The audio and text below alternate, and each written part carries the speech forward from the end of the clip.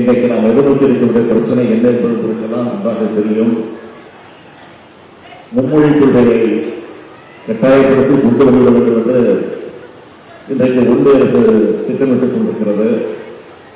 அதேபோல் தொகுதி மறுசீரமைப்பு அதையும் கொண்டு வந்து எப்படியாவது தமிழ்நாட்டினுடைய அந்த உரிமையை அந்த எண்ணிக்கையை குறைக்க என்பதில் கவனத்தை செலுத்திக் கொண்டிருக்கிறது என்பது உங்களுக்கு தெரியும். அதனால்தான் வருகிற 5ஆம் தேதி நாம் அனைத்து கட்சி கூட்டத்தை கூட்டியிருக்கிறோம். தமிழ்நாட்டில் இருக்கக்கூடிய 40 கட்சிகள் யார் யார் தேர்தல் ஆணையத்தில் பதிவு செய்திருக்கிறார்களோ அந்த 40 கட்சிகளுக்கு அழைப்பு விடுக்கப்பட்டிருக்கிறது. பெரும்பாலும் வருவதாக நம்மளுக்கு செய்தி அனுப்பியிருக்கிறார்கள். ஆனால் குறிப்பிட்ட ஒரு சிலர் நாங்கள் வர வாய்ப்பில்லை, வர முடியாது என்றும் செய்தி தெரிவித்திருக்கிறார்கள்.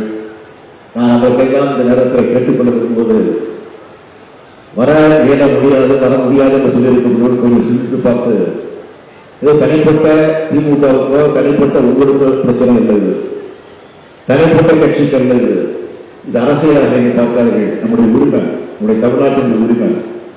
இன்றைக்கு 39 எம்பிக்கள் இருந்து கொண்டிருக்காங்க சொன்னால், அவர்கள் இருந்து கொண்டே போராடி கொண்டிருக்கிறார்கள் சொன்னால், அதையும் மீறி இன்றைக்கு இன்னும் சில நாடாளுமன்ற உறுப்பினர் இருந்தால்தான் நாம் எண்ணக்கூடிய எண்ணங்களெல்லாம் நிச்சயமாக நிறைவேற்றப்பட முடியும். ஆக அதையெல்லாம் நீங்கள் சிந்தித்து பார்க்க நாம் மீண்டும் இந்த திருமண விழாவின் மூலமாக எல்லா கட்சி தலைவர்களுக்கும் நான் கேட்டுக்கொள்ள இருக்கும்போது, வர முடியாதவர்களும் தயவு கொண்டு வர வேண்டும் வர வேண்டும் வர வேண்டும் என்ற இந்த கூட்டத்தின் வாயிலாக நான் அழைப்பு விடுக்கிறேன். இதை கௌரவம் பார்க்காதீர்கள். இவர் என்ன அழைப்பது, நாம் என்ன போவது நினைக்க வேண்டாம். இது தமிழ்நாட்டினுடைய பிரச்சனை.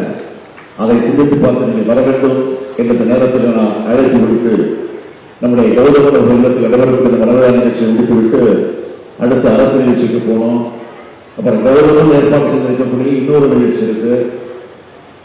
மாவட்ட கழகத்துடைய அலுவலகத்தில் கட்டிடத்தை திறந்தெடுத்து நம்முடைய அண்ணா சிலை, கலைஞர் சிலை திறந்தெடுக்கக்கூடிய அந்த நிகழ்ச்சி ஏற்பாடு செய்யப்பட்டிருக்கு.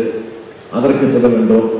நம்முடைய கௌரவம் எவ்வளவு சாமர்த்தியசாலி என்பதற்கு உதாரணம், திருமணவிழாவில் மட்டுமல்ல, கட்சி நிகழ்ச்சி சேர்த்து ஒரு கல்லில் 2 பங்காக சொல்லுவாங்க, ஒரு கல்லில் பல பங்காக இருக்கக்கூடிய வல்லவர் நம்முடைய உறவினர்கள்.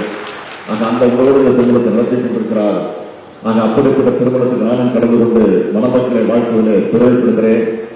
அதே நேரத்தில் நான் மணமக்களை அன்போடு கேட்டுக்கொள்ள விரும்புவது, உங்களுக்கு பிறக்கக்கூடிய குழந்தைகள் உங்களெல்லாம் குழந்தைகளை நீங்கள் பெற்றுக்கொள்ள வேண்டாம், அவசரப்பட வேண்டாம், கொஞ்சம் பொறுமையாக என்று சொல்லிக் கொடுக்கணும். இப்போ சொல்ல வேண்டிய அவசியம் இல்லை, சொல்லக்கூடாது. ஏன்னா மக்கள் தொகை அடிப்படையில்